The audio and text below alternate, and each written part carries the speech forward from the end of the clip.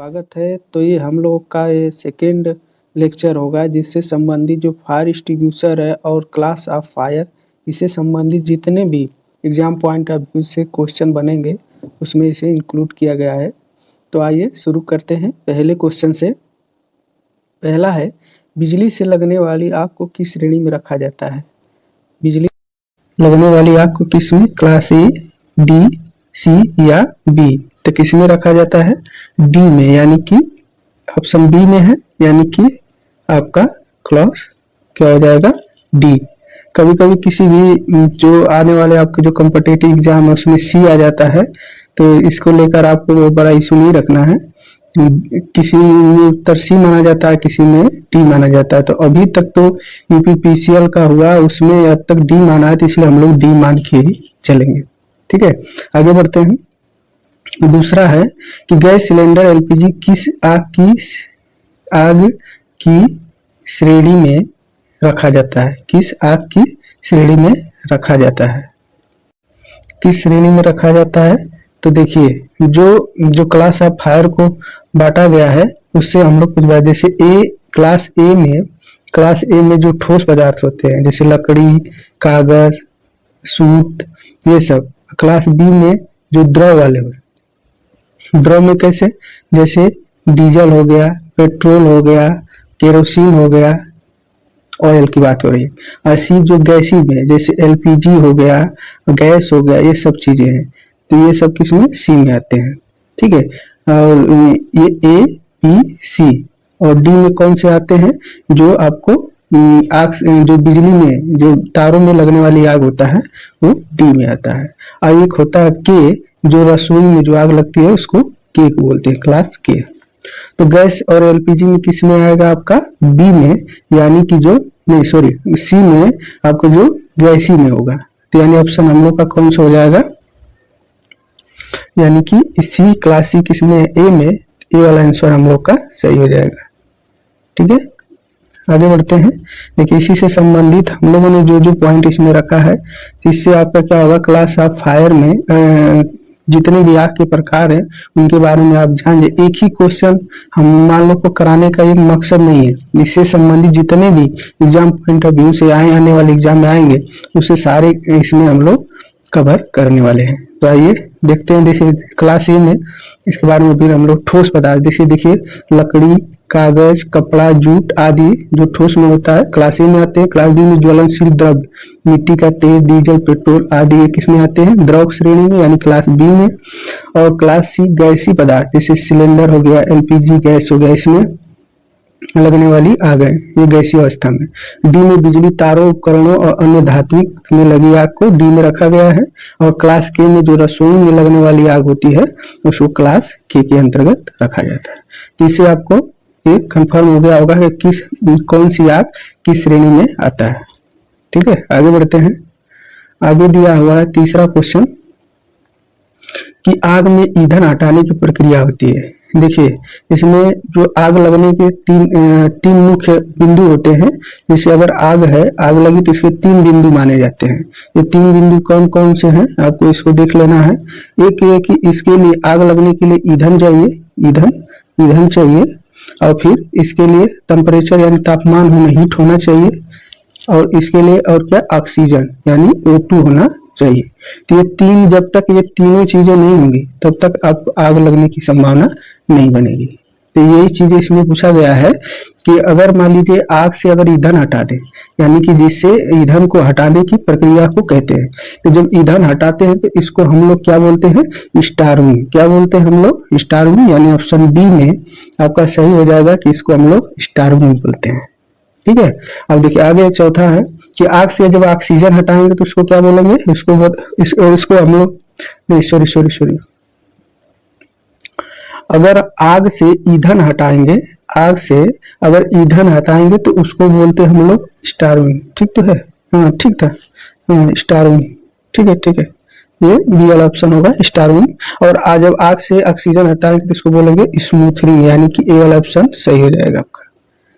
देखिए, इसी से संबंधित है। देखिए, ये क्वेश्चन बार बार एग्जाम में पूछे जाते हैं, तो इसको आप लोग याद रखेंगे। ठीक है, देखिए इसमें हम लोग एक ट्रायंगल के माध्यम से पढ़ेंगे। देखिए, ये आग है, आग में जिसमें तापमान भी होगा, ऑक्सीजन भी होगा और ईंधन, जिसको इंग्लिश में फ्यूल, इसको टेम्परेचर, ताप को और ऑक्सीजन को O2 बोलते हैं। ठीक है, तो देखिए इसमें अगर ऑक्सीजन को हटा रहे हैं तो इसको क्या बोलते हैं, स्मूथरिंग। ठीक है, और अगर तापमान को यानी टेम्परेचर, हीट को हटा देंगे तो उसको क्या बोलेंगे हम लोग, कूलिंग, और ईंधन को हटा लेंगे तो क्या बोलेंगे, स्टार्विंग। तो ये चीजें आपको याद रखनी। ये ट्रायंगल आपको बहुत ही महत्वपूर्ण है एग्जाम पॉइंट ऑफ व्यू से। आगे बढ़ते हैं। अगला 5वां क्वेश्चन है कि क्लास ए की आग को बुझाने के लिए किस अग्निशामक यंत्र का प्रयोग करें।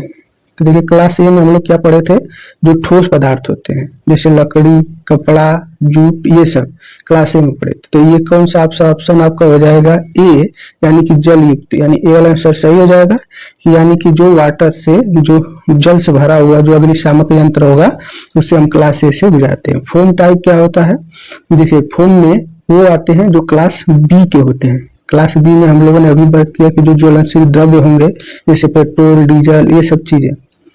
ठीक है, और जैसे शुष्क पाउडर, ड्राई पाउडर, जैसे ड्राई पाउडर का है तो ड्राई पाउडर में हम लोग जैसे कि सी वाले में ए का क्या था, ठोस का, बी का क्या था, द्रव, सी का क्या था, गैसीय। ठीक है, तो गैसीय में जो है तो सी वाले में शुष्क ड्राई पाउडर का उपयोग करते हैं, और इसमें और डी में डी वाले जो होता है, डी में हम लोग CO2 भी यूज करते हैं, और जो ड्राई पाउडर है उसका भी यूज करते हैं।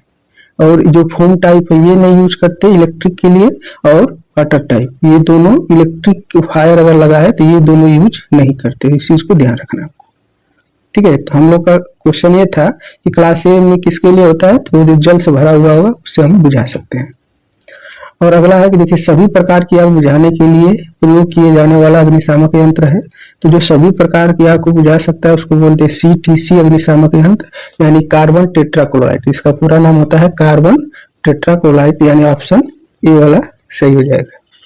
देखिए ये चार्ट है, चार्ट के माध्यम से हम लोग बहुत अच्छी प्रकार से इसको पढ़ेंगे, अब इसको याद रख सकते हैं। जैसे देखिए इसमें आपको क्या है, देखिए फायर, ये टाइप है क्लास ऑफ फायर का, और ये देखिए इसका कलर है, ये टाइप है फायर एक्सटिंग्विशर का। जैसे वाटर टाइप अगर है, ठीक है, तो वाटर टाइप में हम लोग सिर्फ सोलिड, यानी कि जो सोलिड वाला उसको ही यूज कर सकते हैं। देखिए इसमें टिक लगा हुआ है। अगर वो फोम टाइप है, फोम टाइप में हम लोग जो फोम टाइप को यूज कर सकते हैं, हम लोगों ने बी को बताया था, लेकिन ए के लिए भी यूज कर सकते हैं, यानी ए और बी दोनों के लिए फोम टाइप यूज कर सकते हैं। और जो ड्राई पाउडर होता है, ड्राई पाउडर का इस्तेमाल हम लोग चारों के लिए, यानी कि ए, बी, सी और डी, यानी कि ये चारों के लिए यूज कर सकते हैं। ठीक है, और जैसे कार्बन डाइऑक्साइड, कार्बन डाइऑक्साइड ए के लिए यूज नहीं कर सकते, और जो गैस अवस्था में है, गैसी, उसको नहीं यूज कर सकते, लेकिन जो लिक्विड में है उसको यूज कर रहे हैं, लिक्विड में और इलेक्ट्रिक, ये दोनों के लिए यूज कर रहे हैं। तो ये बहुत ही महत्वपूर्ण चार्ट है, इसको आप बहुत ही अच्छे से याद कर सकते हैं। ठीक है, आगे बढ़ते हैं 7वें क्वेश्चन की तरफ। 7वां है कि मानव शरीर का प्रतिरोध लगभग होता है। तो मानव शरीर का प्रतिरोध क्या होता है, 1000 ओम, यानी ऑप्शन क्या हो जाएगा, बी, यानी 1000 ओम होता है। ये शुष्क अवस्था के लिए, तो अगर इसमें नहीं पूछा तो 1000 ओम ही बताएंगे। 8वां कि चुंबकीय प्रभाव की खोज किसने की थी।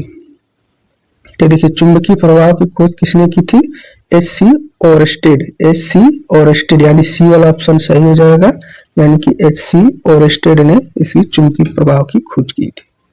देखिए इससे संबंधित जो प्रभाव के जो क्वेश्चन आते हैं उसको हम लोग देख लेते हैं।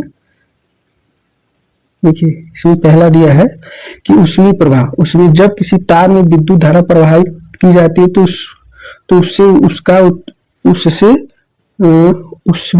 उष्मा उत्पन्न होता है, इसी को ऊष्मीय प्रभाव कहते हैं, इसी को ऊष्मीय प्रभाव कहते हैं। ऊष्मीय प्रभाव की खोज किसने की थी, जूल। इसका ये फार्मूला बहुत ही महत्वपूर्ण है, H बराबर I² RT जूल, H बराबर PT हो जाएगा, या H बराबर V² RT, या H बराबर VIT। ये सारे फार्मूले ही महत्वपूर्ण हैं। जैसे हीटिंग इफेक्ट होता है, इसके उदाहरण क्या है, जैसे प्रेस हो गया, हीटर हो गया और बल्ब हो गया, ये किसके हैं, हीटर के हैं, हीटिंग इफेक्ट के उदाहरण है। अगला है रासायनिक प्रभाव, जिसको बोलते हैं केमिकल इफेक्ट। अम्लीय विलयन में विद्युत धारा प्रवाहित करने पर विलयन में घुलने पदार्थ गोले पदार्थ अपने अवयव में विभाजित हो जाते हैं, यह विद्युत धारा का रासायनिक प्रभाव कहलाता है। तो ये देखिए, इसी रासायनिक प्रभाव की खोज किसने की थी? माइकल फैराडे ने। माइकल फैराडे ने। इसको सेल और बैटरी में हम लोग अच्छे से पढ़ेंगे इसको।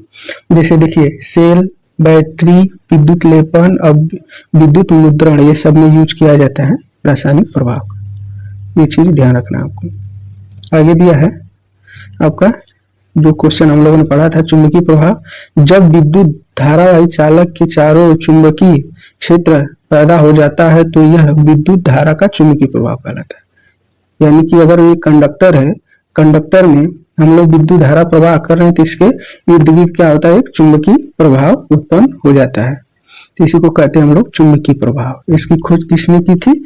इसके बारे में पहले से जिक्र हो चुका है, ओरस्टेड, HC ओरस्टेड ने इसकी खोज की थी। इसमें प्रभाव को देखा जाता है मोटर में, जनरेटर, पंखा, अमीटर, वोल्ट मीटर और विद्युत घड़ी, इस सारे में ये प्रभाव देखा जाता है। अगला है गैस आयनीकरण प्रभाव। गैस आयनीकरण प्रभाव। तो देखिए, जब किसी विसर्जन नलिका में भरी हुई गैस में से विद्युत धारा प्रवाहित करने पर गैस का आयनिक प्रभाव देखा जाता है। उच्च प्रकाश तीव्रता वाले बल्ब, ये सब जो होते हैं हाई प्रेशर, जो high pressure mercury vapour lamp होते हैं, ये सब इसमें क्या होता है? ये इसमें गैस भरी होती है, जिसके लिए हम लोग इसी प्रभाव के माध्यम से देख सकते हैं इसको। आगे बढ़ते हैं। 9वां क्वेश्चन है। 9वां आपका है कि विद्युत धारा के मुख्यतः कितने प्रकार हैं? देखिए, विद्युत धारा के मुख्यतः कितने हैं? 2 प्रकार होते हैं। ठीक है, इसको हम लोग आगे देखेंगे। एक होता है AC और एक होता है DC। ठीक है, ये विद्युत धारा के 2 प्रकार। देखिए, DC को AC में बदलने के लिए किसका प्रयोग करते हैं? तो देखिए, AC को DC में बदलने के लिए किसका हम लोग प्रयोग करते हैं? तो इसको देखिए, जो भी ऑप्शन है बहुत ही महत्वपूर्ण है, इनको हम देखना। देखिए, अगर DC से AC बदल रहा है तो इसको हम क्या बोलते हैं? इन्वर्टर। क्या बोलेंगे? इन्वर्टर। यानी C वाला ऑप्शन हमारा सही हो जाएगा कि यानी इसको क्या बोलेंगे? इन्वर्टर। और वहीं अगर AC से DC है तो AC से DC है तो क्या हो जाएगा? रेक्टिफायर।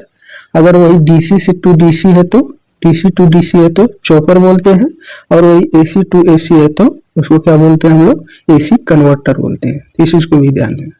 कभी कभी ये एक रेक्टिफायर के लिए ऑक्सीलेटर भी दे देता है, तो ये चीज भी ध्यान देना, क्योंकि ये लो फ्रिक्वेंसी को हाई फ्रिक्वेंसी में बदलता है, तो इस चीज को भी रेक्टिफायर कार्य करता है। आइए देख लेते हैं विद्युत धारा को।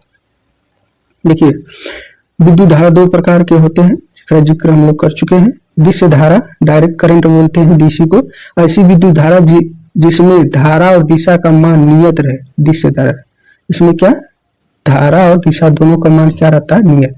यह विद्युत धारा से सेल, बैटरी, जनरेटर आदि से प्राप्त की जाती है।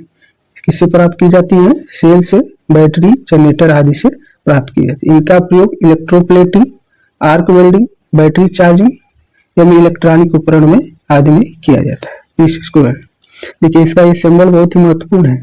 देखिए, ये डायरेक्ट करंट, ये वोल्टेज और करंट, ये क्या एकदम सीधी रेखा है, यानी ये प्योर DC को दर्शा रहा है। तो ये DC का सिंबल है। ठीक है, आगे है।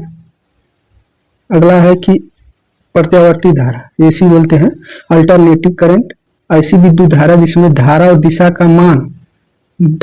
का मान एक नियत दर पर क्या होता है? परिवर्तित होते हैं, उन्हें AC कहा जाता है। यह धारा AC जनरेटर या अल्टरनेटर से प्राप्त की जाती है। प्रत्यावर्ती धारा की आवृत्ति 50 हर्ट्ज होती है और टॉलरेंस, इसे मतलब घटने बढ़ने का 3% का टॉलरेंस होता है। इस चीज को भी आप ध्यान रखेंगे। ये AC का सिंबल है। देखिए, ये है AC का। वोल्टेज करंट के साथ समय के साथ क्या हो रही है? बदल रही है। आगे 11 नंबर, शेयरिंग ब्रिज के द्वारा किसका मापन किया जाता है? शेयरिंग ब्रिज के द्वारा हम लोग किसका माप करते हैं? फ्रीक्वेंसी यानी आवृत्ति का, यानी ऑप्शन C का हो जाएगा, यानी आवृत्ति का मापन करते हैं। ठीक है, आगे 12 नंबर, मानव को हृदय प्रघात या श्वसन जैसी समस्याएं हो जाती है कितने विद्युत धारा का झटका लगने पर? हृदय प्रघात, श्वसन जैसी कर रहे हैं, तो ये आपका क्या हो जाएगा? हृदय जब प्रघात की बात है कि यदि श्वसन जैसे समय है तो 50 मिली एम्पियर, यानी C वाला ऑप्शन सही हो जाएगा। यानी 50 मिली एम्पियर पर आपकी हृदय प्रघात जैसी समस्याएं हो जाती है।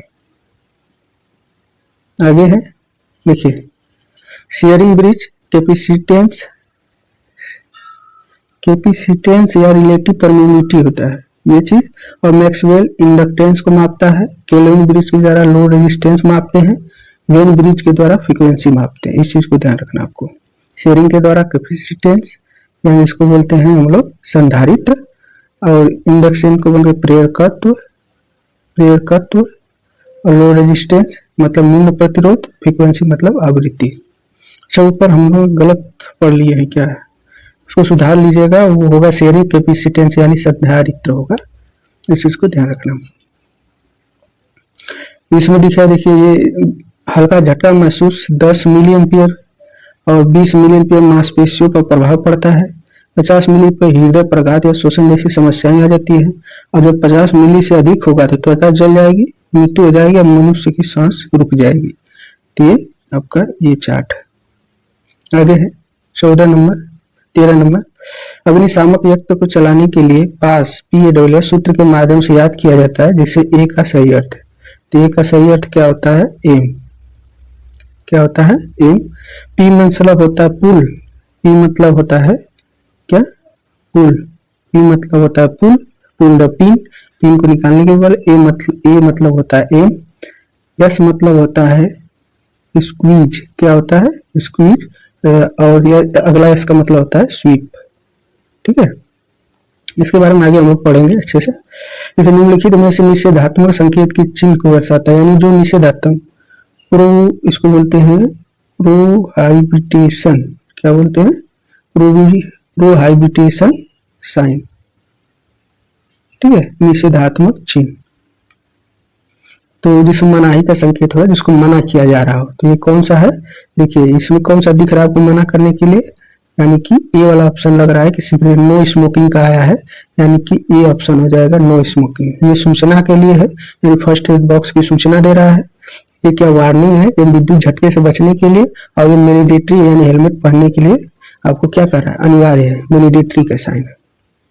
ठीक है, देखिए इसमें दिया है पास के लिए, देखिए how to operate fire distribution, मतलब कि अग्निशामक यंत्र को चलाने का ये तरीका है। देखिए पुल द पी का मतलब होता है पुल द पिन, यानी जो पिन होती है इसमें पिन से ये बधा होता है, उसको निकाल देना है। सेकेंड में am the base of fire, यानी कि जहां से आग को बुझानी है उसको आग के पास ले जाना है आपको। तो एम लिखा, M at base of fire, A का मतलब। स्क्वीज मतलब होता है कि स्क्वीज मतलब कि जो आपको ये यहाँ पर देखिए ये चीज क्या है, स्क्वीज करना है, मतलब दबाना है उसको, स्क्वीज करना है आपको, squeeze the lever, squeeze the lever. और देखिए स्वीप साइड टू साइड, मतलब आग के इधर साइड टू साइड आपको घुमाते रहना, ये चीज समझाया गया है। आगे है कि प्रमुख 4 प्रकार की सुरक्षा संकेत होते हैं, जैसे निषेधात्मक या प्रोहाइबिटेशन साइन बोलते हैं इसको।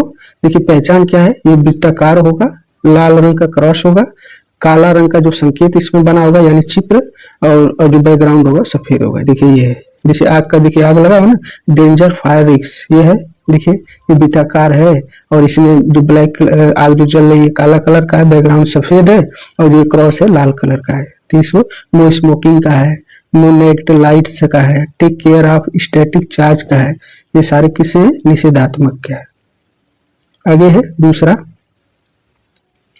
अनिवार्य संकेत चिन्ह, यानी मैंडेटरी साइन है, जो पहचान है, ये गोलाकार है, देखिए गोलाकार है कि नहीं, फिर सफेद है इसका जो संकेत है, यानी ये फिगर जो बना हुआ है संकेत, और बैकग्राउंड नीला है। तो इसका ये चीज है, पहचान है। तो इस संकेत के नाम भी हैं, तो इसको भी आप लोग याद रखेंगे। जैसे देखिए वियर, हेलमेट पहनने के लिए बोल रहा है, चश्मा पहनने के लिए बोल रहा है, यहाँ पर मास्क लगाने के लिए बोल रहा है, यहाँ पर फॉर्मअप लगाने के लिए बोल रहा है, वियर फॉर्मअप।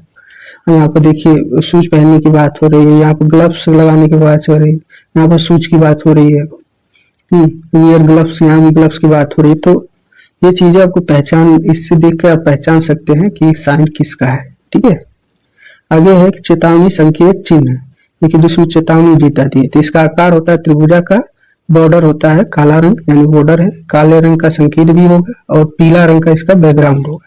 तो ये चीज ध्यान रखना। तो देख लीजिए देखिए ये त्रिभुजाकार है, आग की बात हो रही है, flexible material of high temperature है, और यहाँ पे एक्सप्लोजन मटेरियल है, इसको आपको चेतावनी दे रहा है कि यहाँ पर अब इसको वार्निंग दे रहा है। जैसे टॉक्सिक मटेरियल यहाँ पर है, कोरोजन मटेरियल है, रेडिएशन चीजें हैं, ओवरहेड लोड है, इंडस्ट्रियल व्हीकल है, डेंजरस इलेक्ट्रिसिटी है, विद्युत झटका, ये जनरल का साइन है, जनरल वार्निंग का साइन है। तो ये चीज देखकर आप पता कर सकते हैं कौन सा है, चेतावनी का। चौथा है और लास्ट है इस साइन का इंफॉर्मेशन, जिसमें सूचना दी जाती है। आप जाते होंगे कभी रूट पर देखे होंगे, इसमें आपको कहीं हॉस्पिटल है तो इस टाइप का बना देगा कि वहाँ पर बेड है, अपन है, इस टाइप का बना देगा। स्कूल होगा तो बच्चे दिखते हुए जाते हुए दिख जाते हैं, तो इस तरह से आपको इंफॉर्मेशन यहाँ पर दी जाती है। देखिए इसका आकार क्या होता है, वर्गाकार। देखिए ये वर्गाकार है कि नहीं, वर्गाकार है। इसका जो फिगर सफेद है यानी संकेत, अब बैकग्राउंड हरा है, तो ये सूचना के लिए, ठीक है। तो इसमें देखिए रिफिल पॉइंट है, फायर असेंबली पॉइंट है, ड्रिंकिंग वाटर है, पानी पीने, फर्स्ट एड की बात हो रही है, इमरजेंसी स्टॉप बटन है। तो इस प्रकार की ये सूचना के संकेत। आगे है 15 नंबर है, 15 नंबर है, झटका लगने पर डॉक्टर के आने से पूर्व होने वाला प्रमुख उपचार ABC 3 प्रमुख बिंदु हैं, जिसमें B का तात्पर्य है। तो इसमें पूछा है कि बी का तात्पर्य कौन सा होगा आपका, तो इसमें बताना है कि बी क्या है। तो देखिए इसमें ए बी 3 होते हैं, 3 मुख्य बिंदु होते हैं। एक होता है ए फॉर होता है एयरवे, मतलब वायु के लिए हवा प्रदान करना, यानी खुली हवाओं में उसको रखना। बी होता है ब्रीथिंग, यानी कि सांसों को चेक करना कि सांसें चल रही है कि नहीं। और सी फॉर होता है सर्कुलेशन, सी फॉर क्या होता है, सर्कुलेशन। तो ये सब आपको ABC का मतलब होता है। तो बी पूछा यानी बी मतलब ब्रीथिंग होता है। ये वाला ऑप्शन आपका किसमें है, ये आपका ऑप्शन हो जाएगा आपका सी, यानी कि ब्रीथिंग, ठीक है, सी ऑप्शन सही हो जाएगा। 16 की कृत्रिम श्वास प्रक्रिया में सबसे आसान विधि मानी जाती है। तो सबसे आसान विधि कौन सी मानी थी, मुंह से मुंह विधि, यानी कि सी वाला ऑप्शन सही हो जाएगा, यानी कि मुंह से मुंह विधि, ठीक है। आगे देखते हैं। देखिए इसमें दिया हुआ है कि फर्स्ट एड के 3 बिंदु हैं, उसी जो ऊपर हमने लिखे, A for airways, airway, B for breathing, C for circulation. तो ABC का ये तात्पर्य है। देखिए कृत्रिम सांस प्रक्रिया में कृत्रिम सांस 3 प्रमुख होते हैं। कृत्रिम सांस देखिए सिल्वेस्टर विधि होती है, सिल्वेस्टर जो देखिए इसमें लिखे सीने की तरफ छाले होने पर, यानी घाव का जो होता है सीने की तरफ होता है, इसको हम लोग किसी पीठ की तरफ लेटाते हैं, यानी पेट की तरफ अगर घाव हो जाएगा तो किस तरफ, पीठ की तरफ। और सेफर विधि में क्या कहते हैं, पीठ की तरफ छाले होते हैं घाव तो पेट की तरफ लेटाते हैं, सेल्फर सिल्वेस्टर। अब मुंह से मुंह विधि ये सबसे आसान विधि मानी जाती है। जैसे इसको याद करने का एक तरीका है कि सीन, सीना, सेफ, पीठ। तो सी मतलब सिल्वेस्टर, सीने की तरफ घाव होगा, सेफर में पीठ की तरफ घाव जब होगा तो लेटाना है अपोजिट साइड, अपोजिट साइड, ठीक है। पीठ की तरफ घाव है, पीठ की तरफ तो पेट की साइड, और सीने की तरफ है तो सीने की तरफ है तो पीठ की साइड। तो ये आपको याद करने का एक तरीका है। आगे इसको भी देख लेते हैं। देखिए हेलोन अग्निशामक यंत्र किस किस पदार्थ का मिश्रण होता है, तो हेलोन होता है आपका CTC और BCF, यानी ये वाला ऑप्शन सही हो जाएगा, यानी CTC और BCF। CTC क्या होता है, ये सभी प्रकार के आग बुझाने के काम में आते हैं।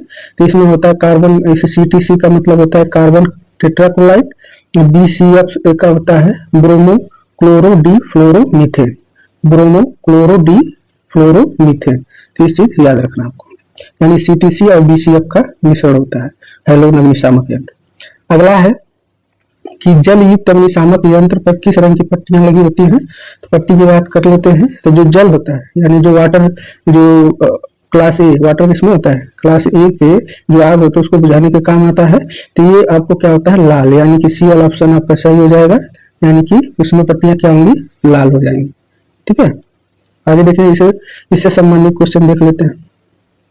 देखिए पट्टियों से क्वेश्चन आता है, 1 या 2 एग्जाम में देखने को आपको मिल जाते हैं इसी से रिलेटेड। तो देखिए वाटर है, वाटर का किसमें लाल पट्टी होगा, जैसे इसमें पट्टियां भी दिखाई हुई है कि ये देखिए लाल पट्टी वाटर का।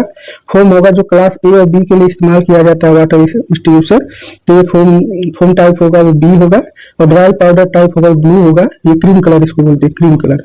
और कार्बन डाइऑक्साइड जो होता है CO2 बोलते हैं, ये आपको आपको इसके लिए कौन सा ब्लैक हो जाएगा, और वेट केमिकल होता है इसके लिए येलो कलर का हो जाएगा। तो ये चीज आपको याद रखना है। और इससे रिलेटेड जैसे देखिए इसमें क्वेश्चन दिया होता है फायर डिस्ट्रीब्यूशन वाटर टाइप जो होता है वो इलेक्ट्रिसिटी के लिए यूज नहीं करते हैं, वाटर टाइप और फोम टाइप ये इलेक्ट्रिसिटी के लिए यूज नहीं होते हैं। और ड्राई पाउडर CO2 ये सब और CTC ये सब हम लोग विद्युत इलेक्ट्रिक आर्क के लिए यूज करते हैं। ये बहुत ही महत्वपूर्ण स्लाइड है। देखिए अगला है कि विद्युत से लगी आग बुझाने के लिए किसका उपयोग करते हैं, नहीं करते हैं, लिखा है नहीं करते हैं। तो फोम टाइप और वाटर टाइप यूज नहीं करते हैं, यानी ऑप्शन हमारा ये हो जाएगा, यानी कि फोम टाइप हम लोग यूज नहीं करते हैं। ठीक है, इसमें CO2 यूज कर सैंड वाल्व का इस्तेमाल भी कर CTC का यूज करते हैं। बोला है लास्ट क्वेश्चन है इस लेक्चर का, किसी व्यक्ति की दुर्घटना होने से कितने समय पहले गोल्डन पीरियड माना जाता है। गोल्डन पीरियड का तात्पर्य क्या है, देखिए गोल्डन पीरियड का तात्पर्य है जिसमें जान बचने का चांसेस बहुत ज्यादा होते हैं। तो दुर्घटना के कितने 30 मिनट पहले, यानी कि बी वाला ऑप्शन सही हो जाएगा। यानी कि दुर्घटना के 30 मिनट पहले ये गोल्डन पीरियड माना जाता है, इसमें व्यक्ति को लगभग 100% जान बचाई जा सकती है। तो ये वीडियो आपको कैसा लगा कमेंट बॉक्स में जरूर लिखें, और ज्यादा से ज्यादा अपने मित्रों में शेयर करें, सब्सक्राइब करें और लाइक करें। आज के लिए बस इतना ही। जय हिंद, जय भारत।